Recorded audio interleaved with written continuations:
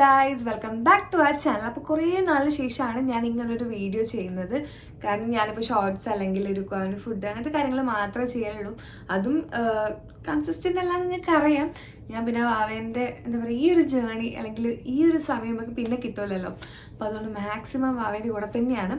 എന്നാലും ഞാൻ ചില അമ്മമാരെ ചോദ്യങ്ങൾക്ക്, കാരണം അധികവും എനിക്ക് മെസ്സേജസ് വരുന്നത് ഈ ട്വിൻസ് ബേബീസിന് വെയിറ്റ് കുറവായിരിക്കും. അപ്പം ഇവരുടെ കേസസിൽ കോംപ്ലിക്കേഷൻസ് ഒക്കെ വരുന്ന സമയത്ത് നേരത്തെ ഡെലിവറിയും അതേപോലെ തന്നെ സെർവിക്സ് ഓപ്പൺ ആയിട്ടും സെർവിക്കൽ ലെങ്ത് കുറഞ്ഞിട്ടും ഫ്ലൂയിഡ് ബ്രേക്ക് ആയിട്ടും അങ്ങനെ കുറേ കേസസിൽ ഇപ്പം നമുക്കറിയാം ഡെലിവറി ഒക്കെ നേരത്തെ ആകുന്നുണ്ട്. അപ്പം അങ്ങനെയുള്ള ബേബീസിന് വെയിറ്റ് കുറവായിരിക്കും.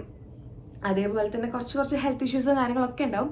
അപ്പം രുക്കുവാവ ഇപ്പം പ്രീ ടേം ആയതുകൊണ്ട് 32 വീക്സിലായിരുന്നു ഡെലിവറി. ഇപ്പോഴും എനിക്ക് മെസ്സേജസ് വരുന്നത് ഇന്ന് രാവിലെയും കൂടി വന്നപ്പം ഞാൻ വിചാരിച്ചു എന്തുകൊണ്ട് ഇങ്ങനെ ഒരു വീഡിയോ ചെയ്തുകൂടാണ്. അപ്പം ഇപ്പം ഡെലിവറി എക്സ്പെക്ട് ചെയ്യുന്നവർക്കും അതേപോലെ ഡെലിവറി കഴിഞ്ഞ് വെയിറ്റ് കുറവുള്ള കുട്ടികൾക്ക് വെയിറ്റ് കുറവുള്ളവർക്ക് അതേപോലെ എല്ലാവർക്കും വേണ്ടിയിട്ടുള്ള വീഡിയോ ആണ്. അപ്പം വീഡിയോ മുഴുവനായിട്ട് കാണുക.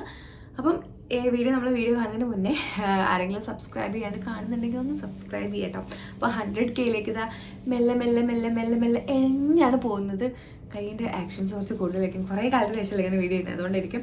അപ്പം ഒരു 600 സബ്സ്ക്രൈബേഴ്സും കൂടി ആയാലും നമുക്ക് 100K ആവും. അപ്പം കുറേ മെസ്സേജസ് വരുന്നുണ്ട് കേട്ടോ. ഞാൻ വെറുതെ പറയില്ല, കുറേ മെസ്സേജസ് വരുന്നുണ്ട്. ചേച്ചിക്ക് പഴയ പോലെ ഡെയിലി വീഡിയോ ഇട്ടൂടെ അങ്ങനെ ഇങ്ങനെയൊക്കെ ചോദിച്ചിട്ട്. പക്ഷെ എനിക്ക് പറ്റുന്നില്ല. മാക്സിമം ട്രൈ ചെയ്യുന്നുണ്ട്, പക്ഷെ എനിക്ക് ചെയ്യാൻ അങ്ങോട്ട് പറ്റുന്നില്ല. അതാണ് അവസ്ഥ. പിന്നെ ഇപ്പോൾ വിഷുവിൻ്റെ തിരക്കും കാര്യങ്ങളൊക്കെ ആയി പണ്ടത്തെ പോലെ ഷൂട്ടും കാര്യങ്ങളും തന്നെ ചെയ്യുന്നില്ല. നിങ്ങൾക്ക് ഇൻസ്റ്റ ഫോളോ ചെയ്യുന്നവർക്കാണെങ്കിൽ അറിയാൻ പറ്റും. എനിക്കങ്ങോട്ട് പറ്റുന്നില്ല. പക്ഷെ എനിക്ക് മാക്സിമം ചെയ്യണം എന്നൊക്കെ ആഗ്രഹമുണ്ട്. എന്താണെന്നറിയില്ല, എന്തോന്ന് നമ്മളിങ്ങനെ ബാക്കോട്ട് വലിക്കുന്നുണ്ട്. ഓക്കെ, അപ്പോൾ സമയം നമ്മളിങ്ങനെ എക്സ്റ്റെൻഡ് ചെയ്യിക്കുന്നില്ല. പെട്ടെന്ന് നമുക്ക് വീഡിയോയിലേക്ക് പോകാം. അപ്പോൾ ആദ്യം തന്നെ ഞാനിപ്പം എൻ്റെ എക്സ്പീരിയൻസിലാണ് പറയാൻ പോകുന്നത്. ബേബീസിൻ്റെ മൈൽ സ്റ്റോൺസിനെ പറ്റിയിട്ടാണ് ഏറ്റവും കൂടുതൽ എനിക്ക് മെസ്സേജസ് വരാറുള്ളത്.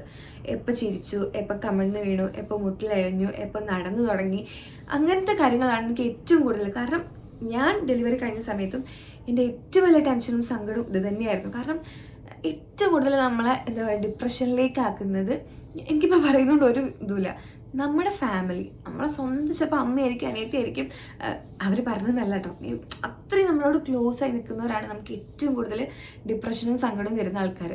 കാരണം അവർ ഓരോരോ ചോദ്യങ്ങൾ ഇപ്പം വേറൊരാൾ പറയുമ്പോൾ നമുക്ക് അത്രയ്ക്ക് അങ്ങോട്ട് എന്താ പറയുക ഉള്ളിലേക്ക് കൊള്ളൂല. പക്ഷേ നമ്മൾ വീട്ടിലുള്ളവർ തന്നെ ഇങ്ങനെ ഡിസ്കസ് ചെയ്യുമല്ലോ, മോള് അങ്ങനെ ആവുമായിരിക്കില്ലേ, അങ്ങനെ നടക്കുമായിരിക്കില്ലേ, അത് പറയുമ്പോൾ ഇപ്പോൾ നമ്മൾ റിലേറ്റീവ്സ് ആണെങ്കിലും വീട്ടിലേക്ക് വന്ന് കുട്ടീനെ കാണുന്ന സമയത്ത് പെട്ടെന്നൊരു കാണുമ്പോൾ കുട്ടി വലിപ്പമില്ല അല്ലെങ്കിൽ നേരമില്ല, ഇത് പറയുമ്പം നമ്മൾ ഉള്ളിൻ്റെ ഉള്ളിലേക്കൊരു സങ്കടം വരാനുണ്ട്. അത് അനുഭവിച്ചവർക്കറിയാൻ മതിയോ. അപ്പം ഈ മൈൽ സ്റ്റോൺസിൻ്റെ കാര്യം, ഇപ്പോൾ രുക്കുവാൻ്റെ കേസാണെങ്കിൽ ആളൊരു 5 months ഒക്കെ ആകുമ്പോൾ തന്നെ കമന്ന് വേണ്ട ഒരു 3.5 4 ഒക്കെ ആയപ്പോൾ തന്നെ ട്രൈ ചെയ്തിട്ടുണ്ട്. ആള് എങ്ങനെ എപ്പോഴും പെട്ടെന്ന് കമന്ന് വീഴാനായിരുന്നു നോക്കല്. പക്ഷെ വെയിറ്റ് ഓവർ ഇല്ലാത്തതുകൊണ്ട് കുറേ സ്ട്രഗിൾ ചെയ്തിട്ടാണ് ആൾ കമന്ന് വീണത്. പക്ഷെ ഒരു 5 മാസമൊക്കെ ആയപ്പോൾ തന്നെ ആള് നല്ല അടിപൊളിയായിട്ട് കമന്ന് വീണു. പിന്നെ മെല്ലെ തല ഇങ്ങനെ ഉയർത്താനൊക്കെ നോക്കിയിട്ടുണ്ട്.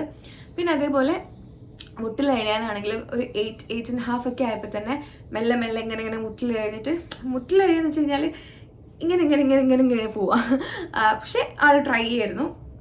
അപ്പം ആ ഒരു കേസ് എല്ലാവരും ചോദിക്കുമായിരുന്നു, വാവ ചിരിക്കുകയോ കളിക്കുകയോ മുട്ടിലഴഞ്ഞോ അല്ലെങ്കിൽ ഭയങ്കര ആക്റ്റീവാണോ എന്നൊക്കെ. ആൾ ഭയങ്കര ആക്റ്റീവും ഭയങ്കര കരച്ചു. ഈ ഡെലിവറി കഴിഞ്ഞ് നമ്മൾ ബേബിനെ ബേബി പുറത്ത് വരുമ്പോൾ കരയുമല്ലോ, ആ സമയത്ത് തന്നെ ഡോക്ടർ പറയുന്നുണ്ട് ഇത് പ്രീ ടേമിൻ്റെ കരച്ചിലൊന്നുമല്ല കരയുന്നത്, നല്ല അടിപൊളിയായിട്ട് കരഞ്ഞിട്ടുണ്ട്. അപ്പം എനിക്കൊരു കുറച്ചൊരു സ്ട്രെങ്ത് ആണ് സീരിയസ്ലി. കാരണം ഡോക്ടർ പറഞ്ഞപ്പം കുറച്ച് ഓക്കെ ആണല്ലോ എന്നുള്ളൊരു, എത്ര ഇപ്പം നേരത്തെ ആണെങ്കിലും ഓക്കെ ആണല്ലോ എന്നുള്ളൊരു ഇത് നമ്മളെ മനസ്സിലേക്ക് വരും. നമ്മൾ കിടന്ന അത്രയും പെയിനിൽ ഈ ഒരു കരച്ചിൽ കേൾക്കുമ്പോൾ വരുന്നൊരു സന്തോഷം ഉണ്ടല്ലോ, അതൊരു വല്ലാത്തൊരു സന്തോഷം. അപ്പം വാവ കരഞ്ഞ സമയത്ത് ഞാൻ ആദ്യമായിട്ടായിരിക്കും അത്രയും ഹാപ്പി ഉണ്ടാവുക. അപ്പം അത് കഴിഞ്ഞ് വാവനെ കൊണ്ടുപോയി, എന്നെ ICUലേക്ക് കൊണ്ടുപോയി. പിന്നത്തെ ഈ 14-15 ദിവസമാണ് നമ്മൾ ശരിക്കും എന്താ പറയുക ഇതുവരെ ചെയ്ത പാപങ്ങളൊക്കെ തീർന്ന ദിവസങ്ങളാണത്. കാരണം ഒരു അതിഥീനെ പോലെ പ്രസവിച്ച് ഇട്ട കുഞ്ഞിനെ കാണാൻ വേണ്ടിയിട്ട് അത് ഒറ്റ പ്രാവശ്യം നമുക്ക് ഈവനിങ് ആണെങ്കിൽ ഈവനിങ് അല്ലെങ്കിൽ മോർണിംഗ് ആണെങ്കിൽ മോർണിംഗ് പാരൻറ്റിന് ഒറ്റ പ്രാവശ്യമേ കയറാൻ പറ്റുള്ളൂ. അപ്പം വിരുന്നുകാരെ പോലെ പോയി കാണുക. അപ്പം ഫസ്റ്റ് കണ്ട സമയത്ത് എൻ്റെ കണ്ണിൽ നിന്ന് എന്താ പറയുക ചോരയായിരിക്കും വന്നിട്ടുണ്ടാവുക. ഫോട്ടോ ഞാൻ ഷെയർ ചെയ്യാം, പറ്റുകയാണെങ്കിൽ ഷെയർ ചെയ്യാം. ഞാൻ ഉറപ്പ് പറയുന്നില്ല ഇപ്പോൾ വീഡിയോ എടുക്കുന്ന സമയത്ത്. എൻ്റെ ഇപ്പോൾ ഞാൻ ഈ വീഡിയോ എഡിറ്റ് ചെയ്യുന്ന സമയത്ത് എന്താണോ എൻ്റെ മെൻറ്റാലിറ്റി അതിനനുസരിച്ചായിരിക്കും ഞാൻ ഫോട്ടോ ഇവിടെ ഇടണമെന്ന് ആലോചിക്കാം കേട്ടോ. കാരണം എനിക്ക് അത് എല്ലാവരെയും കാണിക്കണം എന്നില്ല, പക്ഷേ ചില അമ്മമാർക്ക് ചിലപ്പോൾ സമാധാനമായിരിക്കും അങ്ങനെ ഒരു ഫോട്ടോ കണ്ടു കഴിഞ്ഞാൽ. അങ്ങനെയല്ല കേട്ടോ, മീൻസ് ഇങ്ങനെയുള്ള ബേബി ഇങ്ങനെ ആവുമല്ലോ എന്നുള്ളൊരു സമാധാനം. അങ്ങനെ ഇത് NICU പോയി ഭയങ്കര സങ്കടമായി. എനിക്ക് ഫുഡ് വേണ്ട, ഒന്നും വേണ്ട, എനിക്ക് എങ്ങനെ കിടന്ന് ഉറങ്ങണം, എനിക്ക് ഒന്നും നടക്കുന്ന കാര്യങ്ങളൊന്നും എനിക്ക് അറിയണ്ട, അങ്ങനത്തെ ഒരു കേസായിരുന്നു. പക്ഷേ ഈ സ്റ്റിച്ചിൻ്റെ പെയിനും കാര്യങ്ങളും ഓട്ടോമാറ്റിക്കലി ഉറക്കവും കിട്ടൂല, അങ്ങനത്തെ ഒരു പെയിൻ കില്ലേഴ്സും പറ്റൂല, അങ്ങനത്തെ ഒരു അവസ്ഥയായിരുന്നു. അങ്ങനെ ഈ ഒരു അവസ്ഥയിൽ കൂടെ കടന്നു പോകുന്ന സമയത്തും വാവ അവിടെ സേഫ് ആണല്ലോ എന്നുള്ളൊരു ഒരു സമാധാനം. അങ്ങനെ സെക്കൻഡ് ഡേ പോയി തേർഡ് ഡേ പോയിട്ട് കരച്ചിൽ. അപ്പം അവിടെ ഇങ്ങനെ നേഴ്സിൻ്റെ അടുത്ത് പറഞ്ഞിട്ട് വേറെ ബേബീസിനെ കാണിച്ചു തന്നു. ഞാൻ അതുകൊണ്ടാണ് എടുത്ത് പറഞ്ഞത്. ചില പാരൻസ് നമുക്ക് ഉള്ളിൻ്റെ ഉള്ളൊരു സമാധാനം, ഒരു ആശ്വാസം കിട്ടും. കാരണം അങ്ങനെയല്ല, ചെറിയ വീട്ടിലെ ബേബീസ് റിക്കവർ ആയിട്ട് വീട്ടിലേക്ക് പോയി എന്ന് പറയുമ്പോൾ നമ്മളെ ബേബി കുറച്ചുകൂടി ബെറ്റർ ആണ്. അപ്പോൾ പെട്ടെന്ന് നമുക്ക് വീട്ടിലേക്ക് പോകാമല്ലോ. പിന്നെ പെൺകുട്ടികൾ പ്രീ ടേം ബേബീസ് പെട്ടെന്ന് റിക്കവർ ആവുമെന്നും പറഞ്ഞു. അപ്പോൾ അതൊക്കെ നമുക്ക് ഭയങ്കര ഹാപ്പിയാണ്. പിന്നെ എൻ്റെ അടുത്ത് പറഞ്ഞാൽ കരയരുത്, കരഞ്ഞു കഴിഞ്ഞാൽ വാവയ്ക്കിപ്പം ഏറ്റവും വേണ്ടത് ബ്രസ്റ്റ് മിൽക്കാണ്. ബ്രസ്റ്റ് മിൽക്ക് ഇല്ലാത്ത കേസിൽ ഫോർമുല ഒട്ടും മോശമാണെന്നല്ല പറയുന്നത്, പക്ഷേ എൻ്റെ കേസിൽ ഉണ്ടായിട്ട് ഞാനത് നശിപ്പിക്കരുത്. കാരണം അതുണ്ടെങ്കിൽ കുറച്ചുകൂടി ഭാവിക്ക് പെട്ടെന്ന് നമ്മളടുത്തേക്ക് വരാൻ പറ്റും. അപ്പോൾ പിന്നെ ആ ഒരൊറ്റ കേസിൽ ഞാൻ കരച്ചിലും കാര്യങ്ങളൊക്കെ മെല്ലെ മെല്ലെ മെല്ലെ മെല്ലെ കൺട്രോൾ ചെയ്ത് ഞാനങ്ങനെ എന്നോട് തന്നെ പറഞ്ഞു ഓക്കെ ആവും, വാവ പെട്ടെന്ന് ഓക്കെ ആവും. പക്ഷെ വാവയ്ക്ക് എന്താ പറയുക, എയർ കയറിയിട്ടുണ്ടായിരുന്നു. അപ്പോൾ അത് ഒന്നുമില്ലെങ്കിൽ കുത്തിയെടുക്കേണ്ടി വരും, അല്ലെങ്കിൽ ഓട്ടോമാറ്റിക്കലി പോകുമെന്ന് പറഞ്ഞു. അങ്ങനെയാണ് കുറച്ച് ഡിലേ വന്നത്. വേറെ പ്രശ്നമൊന്നുമില്ലായിരുന്നു, ആക്റ്റീവാണ്. ഫീഡ് എടുക്കും, പാലയുടെ ഫീഡിങ് ആയിരുന്നു, ഫീഡ് എടുക്കും, മോഷൻ കറക്റ്റായിട്ട് പോകുന്നുണ്ട്, എല്ലാ കേസസും ഓക്കെ ആയിരുന്നു. പക്ഷേ ഈ ഒരു ബ്രീത്തിങ് പ്രോബ്ലം ഉണ്ടായിരുന്നു. വാവ എപ്പോഴും കമന്നാണ് കിടക്കുക. ആളെ നേരെ കിടത്തി കഴിഞ്ഞാൽ ശ്വാസതടസ്സം ഉള്ളതുകൊണ്ട് ഞാൻ എപ്പോൾ പോകുന്ന സമയത്തും ആളിങ്ങനെ കമന്ന് കിടക്കുക ചെയ്യുക. കുഞ്ഞു വാവ ഇങ്ങനെ കമന്ന് ഇങ്ങനെ കിടക്കും. അത് കാണുമ്പം നമ്മളെ നെഞ്ച് തകരും. പക്ഷേ ഇപ്പം ആലോചിക്കുമ്പോൾ ദൈവം കുറേ കാര്യങ്ങൾ നമുക്ക് മനസ്സിലാക്കാൻ വേണ്ടിയിട്ടായിരിക്കും അങ്ങനെ ചെയ്തതെന്ന് ഞാൻ വിചാരിക്കുന്നു. ഓക്കെ, എന്തായാലും മൈൽ സ്റ്റോൺസിൻ്റെ കാര്യം. അപ്പോൾ വാവേൻ്റെ കേസിൽ വാവ എല്ലാം നേരത്തെ ചെയ്തിട്ടുണ്ട്, ലേറ്റായിട്ടോ ഡിലേ ആയിട്ടോ ഒന്നുമില്ല. പക്ഷേ ഇപ്പം മാസം തികഞ്ഞ് പ്രസവിച്ച കുട്ടികളാണെങ്കിലും അവരെ സമയമായാലും മാത്രമേ ഉള്ളൂ. നടക്കുകയാണെങ്കിലും ഓടുകയാണെങ്കിലും കമണ്ണ് വീഴുകയാണെങ്കിലും ഒക്കെ ചെയ്യാം. ചില മക്കൾ മുട്ടിട്ട് കഴിയാതെ തന്നെ ഡയറക്റ്റ് നടക്കും. അത് ഡിപ്പെൻസാണ്. അത് വെച്ചിട്ട് ഒരാളും എന്താ പറയുക മെറിഡ് ആവേണ്ട ആവശ്യമില്ല. നമ്മളിപ്പോൾ ഈ പ്രീ ടൈം കേസിൽ ഏറ്റവും കൂടുതൽ ശ്രദ്ധിക്കേണ്ടത് ഇവർ നമ്മൾ കെയർ ചെയ്യുന്ന സമയം, നമ്മളടുത്ത് കിട്ടിയ സമയത്ത് നമ്മൾ എങ്ങനെ കെയർ ചെയ്യുന്നു, അതാണ് ബേബിനെ പെട്ടെന്ന് റിക്കവർ ആക്കാൻ ഏറ്റവും കൂടുതൽ ഹെൽപ്പ് ചെയ്യുക. അപ്പം നമ്മൾ ആരാണെങ്കിലും എന്ത് ഡൗട്ട് ഉണ്ടെങ്കിലും ആദ്യം യൂട്യൂബിലേക്ക് പോകും, ഗൂഗിളിലേക്ക് പോകും.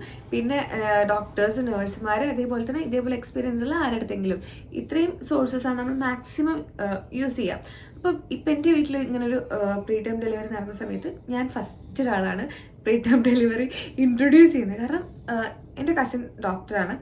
ആളടുത്താണ് ഞാനിപ്പോൾ പ്രഗ്നൻ്റ് ആയ സമയം മുതലേ എല്ലാ കാര്യങ്ങളും അപ്ഡേറ്റ് ചെയ്ത് അല്ലെങ്കിൽ ഇങ്ങനെ ചെയ്യാൻ പറ്റും. പക്ഷെ ആൾക്ക് പോലും ഈ ഒരു പ്രീ ടൈം ഡെലിവറി എക്സ്പീരിയൻസ് ഇല്ലാത്തതിനോട് കൂടുതലായിട്ട് പറഞ്ഞിടാൻ പറ്റില്ല. അപ്പം നമുക്ക് എക്സ്പീരിയൻസ് വേണം. ഒരാൾക്കൊരു കാര്യം പറഞ്ഞു കൊടുക്കണമെങ്കിൽ നമുക്ക് എന്തായാലും എക്സ്പീരിയൻസ് വേണം. അപ്പോൾ എനിക്ക് പറയാനുള്ളത്, ഈ ഒരു വീഡിയോ കുറച്ച് ഏജ്ഡ് ആയിട്ടുള്ള ആൾക്കാർ കാണുന്നുണ്ടെങ്കിൽ നമ്മളെ വീട്ടിലുള്ള ഏജ്ഡ് ആയിട്ടുള്ള ആൾക്കാർ പറയുന്നത് എല്ലാം കേൾക്കണ്ടെന്നല്ല, ചില കാര്യങ്ങൾ അവർ പറയുന്നത് കേൾക്കണ്ടെന്ന് തന്നെ വെക്കണം. കാരണം അവരെ മനസ്സിലെന്താണെന്ന് അറിയാം, ഞാനിത് ആദ്യത്തെ കുട്ടീനെ നല്ല കാണുന്നത്, കുറേ കുട്ടികളെ ഇതേപോലെ കണ്ടിട്ടുണ്ട്. മീൻസ് അവർ ചിലപ്പോൾ നോക്കിയിട്ടുണ്ടാവും, ഇഷ്ടം പോലെ മക്കൾ നോക്കിയിട്ടുണ്ടാവും. പക്ഷേ ഇവരെ കേസ് എന്ന് പറയുന്നത് കുറച്ച് ഡിഫറെൻ്റ് ആണ്. അപ്പോൾ ഇവർക്ക് സ്പെഷ്യൽ കെയർ കൊടുക്കണം, അവനെ കുളിപ്പിക്കാനൊന്നും പറ്റില്ല. അപ്പം വീട്ടിലുള്ളവർ പറഞ്ഞത് അയ്യോ അങ്ങനെയൊന്നുമില്ല, അതൊക്കെ ഡോക്ടർമാർ വെറുതെ പറയുന്നതാണ്. അങ്ങനെയൊക്കെ കുറേ കാര്യങ്ങൾ നമുക്ക് ഉൾക്കൊള്ളാൻ പറ്റില്ല. അപ്പോൾ ഡോക്ടർ പറയുന്നത് അതേപോലെ നമുക്ക് അറിയുന്ന കാര്യങ്ങൾ മാത്രം ചെയ്യുക, അനാവശ്യ ഉപദേശങ്ങൾ എടുക്കാണ്ടിരിക്കുക. പിന്നെ ഇവർ പറയുന്ന ഓരോരോ കാര്യങ്ങളും നമുക്ക് ഭയങ്കരമായിട്ട് സങ്കടം വരും. അപ്പോൾ രുക്കുവാൻ്റെ കേസിൽ രുക്കുവ കുറച്ച് നേരം കുറവായിരുന്നു, ഭയങ്കര മേ ബി മഞ്ഞൊക്കെ ഉള്ളതുകൊണ്ട് ലൈറ്റിൻ്റെ ആയിട്ടുള്ളതൊക്കെ വെച്ച് ആ ഒരു ഇതൊക്കെ ആയിരിക്കും. പക്ഷെ ആ ഭയങ്കര ക്ഷീണിച്ചിട്ടായിരുന്നു, ജനിച്ചതിനേക്കാളും കഷ്ടമായിരുന്നു കിട്ടുന്ന സമയത്ത്. പിന്നെ കാണാനേ പറ്റൂലായിരുന്നു, അങ്ങനത്തെ ഒരു അവസ്ഥയായിരുന്നു. പക്ഷെ ആ സമയത്തും നമുക്ക് വലുതാണ്, അങ്ങനെയല്ല ചെറിയ സൈസാണെങ്കിലും വാവൻ്റെ ഓരോരോ വളർച്ച ഉണ്ടല്ലോ, മെല്ലെ മെല്ലെ മെല്ലെയാണ് വളർന്നത്. പക്ഷേ ആ സമയത്ത് ഞങ്ങൾ ഇങ്ങനെ ഫോട്ടോസൊക്കെ നോക്കിയിട്ട് ഇത്ര നന്നായി, ഇത്ര വലുതായി, ആ ഒരു എക്സൈറ്റ്മെൻ്റ് ആയിരുന്നു കേട്ടോ ഭയങ്കരമായിട്ട്. അത് അത് അത് മറക്കൂല, മരിക്കുന്ന വരെ മറക്കൂല. അങ്ങനത്തെ ഒരു എക്സ്പീരിയൻസ് ആയിരുന്നു. പിന്നെ ഒരാളെടുക്കൂലായിരുന്നു.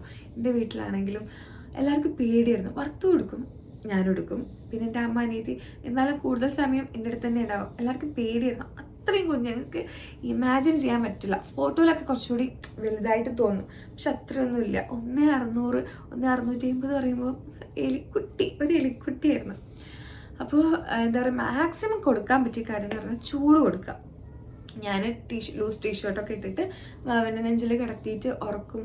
അതേപോലെ ഫീഡ് ചെയ്യാൻ മാക്സിമം ഞാൻ എണീറ്റ് വാവയ്ക്ക് വിശപ്പുള്ളൊരു ടൈപ്പായിരുന്നു.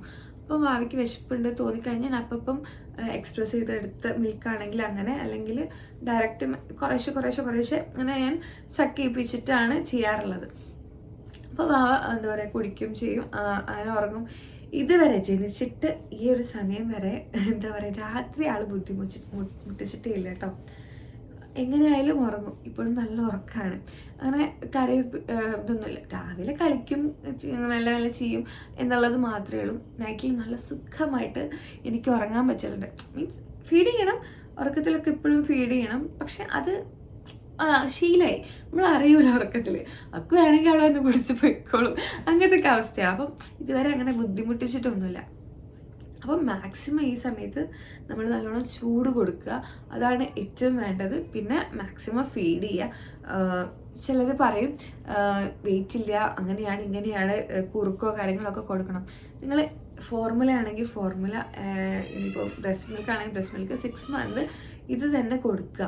ഡോക്ടർ സജസ്റ്റ് ചെയ്താൽ മാത്രം സോളിഡ് ഫുഡ്സ് കൊടുക്കുക. കാരണം അപ്പം പ്രശ്നമൊന്നും ഉണ്ടാവില്ല, അവർ ചിലപ്പോൾ നല്ല രീതിക്ക് കഴിക്കും. പക്ഷെ അവരുടെ ഡൈജസ്റ്റീവ് സിസ്റ്റം ഇതൊക്കെ വളർന്ന് വരുന്നല്ലേ ഉള്ളൂ. അതുകൊണ്ടാണ് ഇവർ മെയിനായിട്ട് പറയുന്നത്. പിന്നെ ഏറ്റവും നല്ലത് ഫോർമുലയും ബ്രസ്റ്റ് മിൽക്കും ഒക്കെ തന്നെയാണ്. അപ്പം എക്സ്ട്രാ ഫുഡ് കൊടുക്കണ്ട എന്ന് പറയും. ഞാൻ രുക്കുവാവയ്ക്ക് 6.5 ഒക്കെ ആയപ്പോഴാണ് സോളിഡ്സ് സ്റ്റാർട്ട് ചെയ്തത്. എനിക്ക് തോന്നുന്നത് സോളിഡ്സ് സ്റ്റാർട്ട് ചെയ്തതിന് ശേഷമാണ് വാവ കുറച്ചൊന്ന് മെലിയാൻ തുടങ്ങിയത്, മോഷനൊക്കെ കുറേ പോകാനും അങ്ങനെയൊക്കെ തുടങ്ങിയത് കേട്ടോ. അങ്ങനെ ആ ഒരു കാര്യം അത്രയേ ഉള്ളൂ. മാക്സിമം നിങ്ങൾ ചൂട് കൊടുക്കുക. അതേപോലെ തന്നെ വാവേനെ നല്ലോണം വിസിറ്റേഴ്സിനെയൊക്കെ ഒഴിവാക്കി കെയർ ചെയ്യുക. ഇൻഫെക്ഷൻസും കാര്യങ്ങളൊക്കെ വരുന്നത്. പിന്നെ നല്ല ഹൈജീൻ നിങ്ങൾ എടുക്കുന്ന, ഇപ്പോൾ എന്താണെങ്കിലും ഇപ്പോൾ പാലയുടെ ഫീഡിങ് ആയിരുന്നു, അതുകൊണ്ട് തന്നെ ഞാൻ എപ്പോഴും നല്ലോണം സ്റ്റെറിലൈസ് ചെയ്ത്, ഇനി ബ്രസ്റ്റ് മിൽക്ക് എടുക്കുന്ന സമയത്ത് എക്സ്പ്രസ് ചെയ്ത് എടുക്കുന്ന സമയത്ത് പമ്പാണെങ്കിലും ഫുൾ സ്റ്റെറിലൈസ് ചെയ്ത് അങ്ങനെ തന്നെ ചെയ്യുക. ഇൻഫെക്ഷൻസ് ഒക്കെ വന്നു കഴിഞ്ഞാൽ ഇവർക്ക് പെട്ടെന്ന് പിടിക്കും.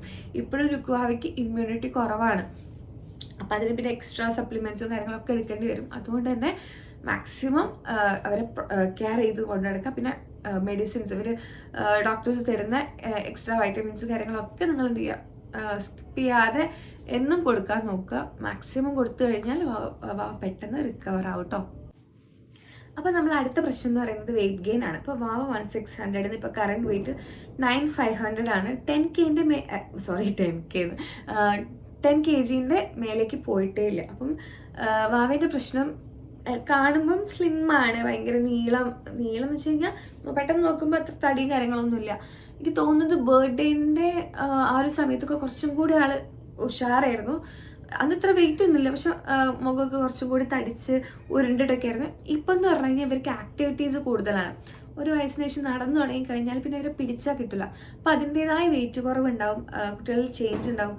അപ്പോൾ ഈ കാണാൻ വരുന്ന ആൾക്കാർ അയ്യോ ഇതൊന്നും കഴിക്കലില്ലേ, ഇതിനൊന്നും കൊടുക്കലില്ലേ, നമ്മളെ കൂടെയുള്ള ആൾക്കാർ പോലും ഇപ്പം 2-3 ദിവസം നമ്മൾ അടുത്തില്ലെങ്കിൽ ചോദിക്കും ഇതെന്തെങ്ങനെ ഇപ്പോൾ ഇതൊന്നും തിന്നലില്ലേ, അങ്ങനത്തെ ഒരു ചോദ്യം ചോദിക്കുന്ന ആൾക്കാരാണ്.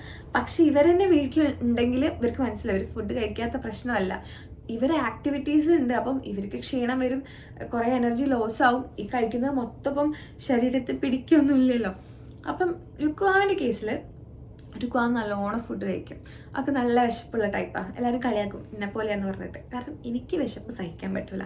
ഞാനതാണ് കുറച്ച് ദിവസം ഡയറ്റൊക്കെ എടുക്കും, പക്ഷെ ഒരു മാസമൊക്കെ കഴിയുമ്പോഴേക്കും ഞാൻ സൈഡാവും. ആ ഒരു മാസം ഡയറ്റ് എടുത്തത് ഞാൻ എന്താ പറയുക അടുത്ത മാസം നല്ലോണം കഴിക്കും. അപ്പോൾ എനിക്ക് ഫുഡ് കൺട്രോൾ ചെയ്യാന്ന് പറഞ്ഞു കഴിഞ്ഞാൽ എനിക്ക് മൈഗ്രെയിൻ ഇഷ്യൂസ് ഉള്ളതുകൊണ്ട് പെട്ടെന്ന് തലവേദന വരും, ക്ഷീണം, ബോഡി ഭയങ്കരമായിട്ട് വീക്കാവും. അതുകൊണ്ട് തന്നെ എനിക്ക് ഫുഡ് വേണം. അതേപോലെ തന്നെയാണ് രുക്കുവാക്കി പെട്ടെന്ന് വീക്കാവും. അപ്പോൾ ആൾ നല്ലോണം ഫുഡ് കഴിക്കും, അതിനനുസരിച്ച് കഴിക്കും. അപ്പം ഇപ്പോൾ പറയുന്നതുകൊണ്ട് ഈ പ്രശ്നമില്ല. അപ്പം ഞാൻ ആ സംഭവം സ്റ്റോപ്പ് ചെയ്തിട്ടുണ്ട്. രുക്കുവാവയ്ക്ക് ഞാൻ സോളിഡ്സ് സ്റ്റാർട്ട് ചെയ്ത സമയം മുതലേ ആ സമയത്ത് ഇങ്ങനെ നല്ലോണം അടിച്ച് പുഴുങ്ങിയിട്ട് അടിച്ചിട്ടൊക്കെ ആയിരുന്നു കൊടുക്കുന്നുണ്ടായിരുന്നു. പഴം ഞാൻ ഡെയിലി ഇപ്പോൾ 1 വയസ്സ് 3 മാസം വരെ ഞാൻ ദിവസം ഒരു പഴം രുക്കുവ എങ്ങനെയെങ്കിലും കഴിപ്പിക്കലുണ്ട്. അതേപോലെ കഞ്ഞി ചെറുപയർ കൊടുക്കലുണ്ട് എല്ലാ ദിവസവും. കാരണം എല്ലാവരും നമുക്ക് പറഞ്ഞുതരും ഇതൊക്കെ കൊടുത്തു കഴിഞ്ഞാൽ പെട്ടെന്ന് തടിക്കും, അങ്ങനെയാണ് ഇങ്ങനെയാണെന്ന്. മോളെ കേസിൽ മോള് ഒരു ദിവസം 10ഉം 11ഉം പ്രാവശ്യം മോഷൻ പോവുക.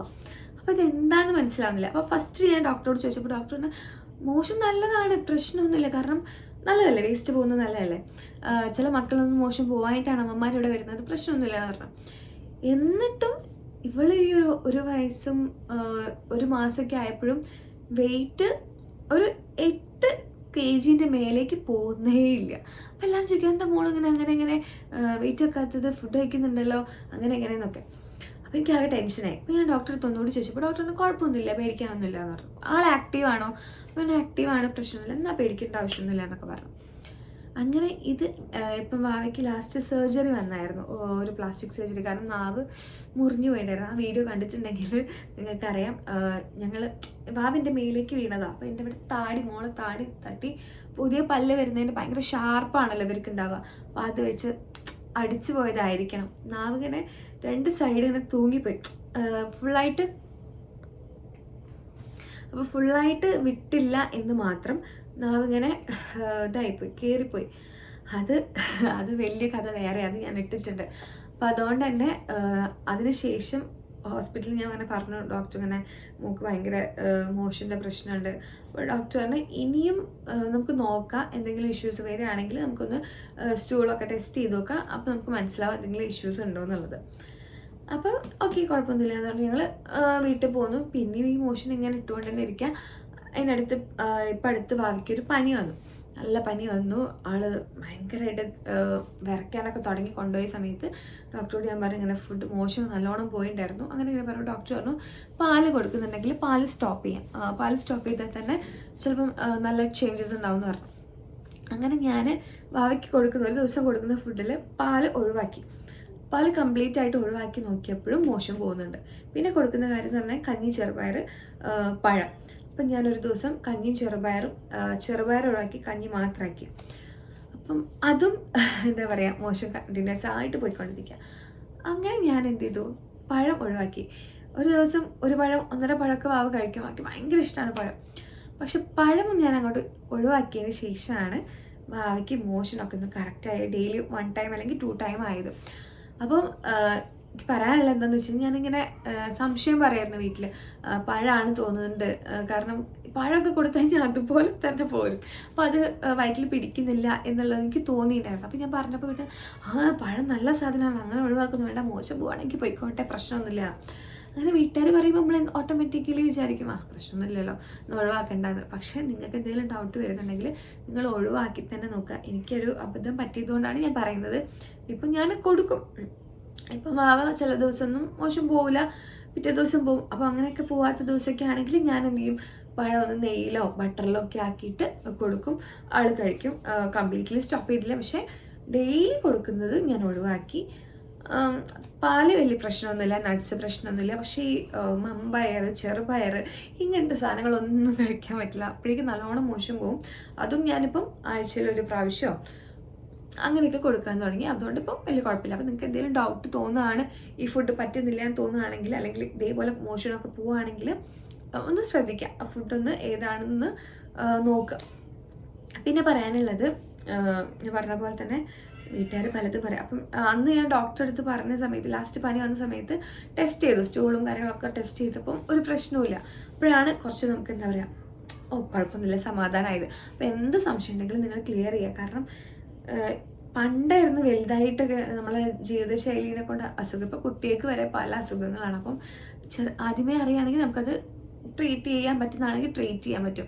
അതുകൊണ്ട് ഇപ്പം ബാക്കി എന്ത് വന്നാലും, ഇപ്പം ലാസ്റ്റ് അധികം പനിക്കാനുള്ള കാരണം നമ്മൾ ചെറിയ പനി വന്നപ്പോൾ പനിയിലെ പാരസെറ്റമോൾ കൊടുത്തിട്ട് മൈൻഡ് ചെയ്യാണ്ട് വെച്ചു എന്നല്ല, മീൻസ് പാരസെറ്റമോൾ എടുത്തിട്ട് നാളെ മാറിയില്ലെങ്കിൽ സൺഡേ ആണ്, അപ്പോൾ സൺഡേ എന്തായാലും ഡോക്ടർ ഉണ്ടാവില്ല, അപ്പം പിന്നെ നാളെ എന്തായാലും പോവാം എന്നുള്ളൊരു ഇതിൽ ഡോക്ടറും പറഞ്ഞിട്ടുണ്ടായിരുന്നു പെട്ടെന്ന് പനി വന്നു കഴിഞ്ഞാൽ ഒന്ന് ചെക്ക് ചെയ്ത് നോക്കിയിട്ട് നോർമലൊക്കെ ആണെങ്കിൽ നിങ്ങൾ ജസ്റ്റ് പാരസെറ്റമോൾ കൊടുത്തിട്ട് കൺട്രോൾ ചെയ്ത് പിറ്റേ ദിവസം വന്നാൽ മതി. നമ്മളതുപോലെ ചെയ്തു. പക്ഷെ അപ്പോൾ അപ്പോഴേക്കും ഭാവിക്ക് അധികമായിപ്പോയി, കാരണം ഇപ്പോൾ നല്ലോണം കളിക്കുന്നതും കൂടെയല്ല, അപ്പോൾ ബോഡി ഭയങ്കരമായിട്ട് വീക്കായിപ്പോയി. അപ്പോൾ അത് ശ്രദ്ധിക്കുക കേട്ടോ. പിന്നെ ബേബീസിന് പനി വരുമ്പോൾ നിങ്ങൾ മാക്സിമം പെട്ടെന്ന് ഹോസ്പിറ്റലിൽ എത്തിക്കുക. കാരണം ഈ പനി എന്ന് പറയുന്നത് നമുക്കറിയാം ഒരു റിയാക്ഷനാണ്. ഇപ്പം നമ്മുടെ ബോഡിയിൽ എന്തെങ്കിലും എത്തിക്കഴിഞ്ഞാലുള്ള റിയാക്ഷനാണ്. അപ്പോൾ അതെന്തായാലും പെട്ടെന്ന് നിങ്ങൾ ഹോസ്പിറ്റലിൽ എത്തിക്കുക. അപ്പം ഇത്രയാണ് ഞാൻ ഇന്ന് പറയാമെന്ന് വിചാരിച്ചത്. അപ്പോൾ പിന്നെ എന്തെങ്കിലും ഡൗട്ട്സും കാര്യങ്ങളും എന്തെങ്കിലും അറിയണമെന്നുണ്ടെങ്കിൽ നിങ്ങൾ താഴെ മെൻഷൻ ചെയ്യുക, കമൻറ്റ് ചെയ്താൽ മതി. ഇൻസ്റ്റയിൽ മെസ്സേജ് അയച്ചാലും ഞാൻ ഇവിടെ വീഡിയോസ് ഇട്ടോളാം. അപ്പോൾ അത്രയാണ്. ഇക്കോൻ്റെ ഫുഡ് റൂട്ടീനൊക്കെ ഞാൻ കൊടുക്കുന്നതൊക്കെ ഇടാം. കാരണം എന്താണെന്ന് വെച്ച് കഴിഞ്ഞാൽ ഞാൻ രാവിലെ എണീറ്റ് ഫുഡൊക്കെ ഉണ്ടാക്കി കൊടുക്കുമ്പോഴേക്ക് ഒന്നുമില്ലെങ്കിൽ ഷുഗറിന് ഡ്രസ്സ് ഉണ്ടാവില്ല, അല്ലെങ്കിൽ ഞാൻ അപ്പോൾ ആ ഒരു അലമ്പ് ഇതായിരിക്കും. ഇപ്പോൾ ചൂടും കൂടി ആയതുകൊണ്ട് ഒന്നും ചെയ്യാൻ പറ്റാത്ത അവസ്ഥയാണ് ഗൈസ്, ഒന്നും ചെയ്യാൻ പറ്റാത്ത അവസ്ഥയാണ്. അതുകൊണ്ട് തന്നെ വീഡിയോസ് ഒന്നും ഇടാനൊരു ഉഷാറില്ല. ഈ ഒരു ചൂടുകാലൊന്ന് മെല്ലെ പോയിട്ട് കട്ടിച്ച് പൊളിച്ച് വീഡിയോസ് ഇടണം. എനിക്ക് വലിയ കുറേ എന്താ പറയുക ഗോൾഡൻ പ്ലേ ബട്ടൺ ഒന്നും വാങ്ങിക്കണമെന്നൊന്നും ആഗ്രഹമില്ല. എനിക്ക് മൈൻഡ് ഭയങ്കര റിലാക്സ് ആവണം. പിന്നെന്താ അത്രയൊക്കെ തന്നെയുള്ളൂ. അപ്പം എനിക്കിങ്ങനെ ഓവറായിട്ട് ഇഷ്ടമാണെന്ന് ചോദിച്ചാൽ വീഡിയോസൊക്കെ ചെയ്യാനൊക്കെ ഇഷ്ടമാണ്, പക്ഷേ അതിനുള്ളൊരു മനസ്സങ്ങോട്ട് വരുന്നില്ല. പക്ഷെ എനിക്കിങ്ങനെ റിലാക്സ് ആവാൻ ഏറ്റവും നല്ല വഴി എന്ന് പറയുന്നത് ഇങ്ങനെ വീഡിയോ എടുക്കുന്നതാണ് കേട്ടോ. സോ എനിക്ക് എന്താ പറയുക പഴയ പവറിൽ തിരിച്ചു വരണമെന്ന് ആഗ്രഹമുണ്ട്.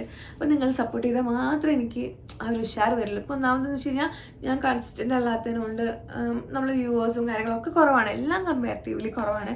അതാരും ഞാൻ കുറ്റം പറയില്ല, കാരണം ഞാൻ ഇന്ന് പോയി കഴിഞ്ഞാൽ പിന്നെ ഞാൻ വരെ അടുത്ത പെരുന്നാളിനാണ്. അപ്പോൾ അതെൻ്റെ പ്രശ്നമാണ്. അപ്പം ഞാൻ നിങ്ങളോട് ആത്മാർത്ഥത കാണിച്ചാലാണല്ലോ നിങ്ങൾക്ക് എന്നോട് ആത്മാർത്ഥത കാണിക്കാൻ പറ്റുക. അപ്പം നിങ്ങൾ എന്ത് ഡൗട്ട്സ് അല്ല എന്തറിയണമെന്നുണ്ടെങ്കിലും താഴെ കമൻറ്റ് ചെയ്താൽ മതി. ഞാൻ അടുത്ത വീഡിയോയിൽ അടിപൊളിയായിട്ട് വരുന്നതായിരിക്കും. അതേപോലെ കുറച്ച് പ്രൊഡക്ട്സ് ഒക്കെ ഞാൻ യൂസ് ചെയ്തിട്ടുള്ള അടിപൊളിയായിട്ട് റിസൾട്ടും കാര്യങ്ങളൊക്കെ ഉണ്ട്. അപ്പോൾ നിങ്ങൾക്ക് അതും ഒക്കെ ഞാൻ ഷെയർ ചെയ്യുന്നതായിരിക്കും. അപ്പോൾ അടുത്ത വീഡിയോ ആയിട്ട് വരുന്നവരെ ta ta bye bye, see U.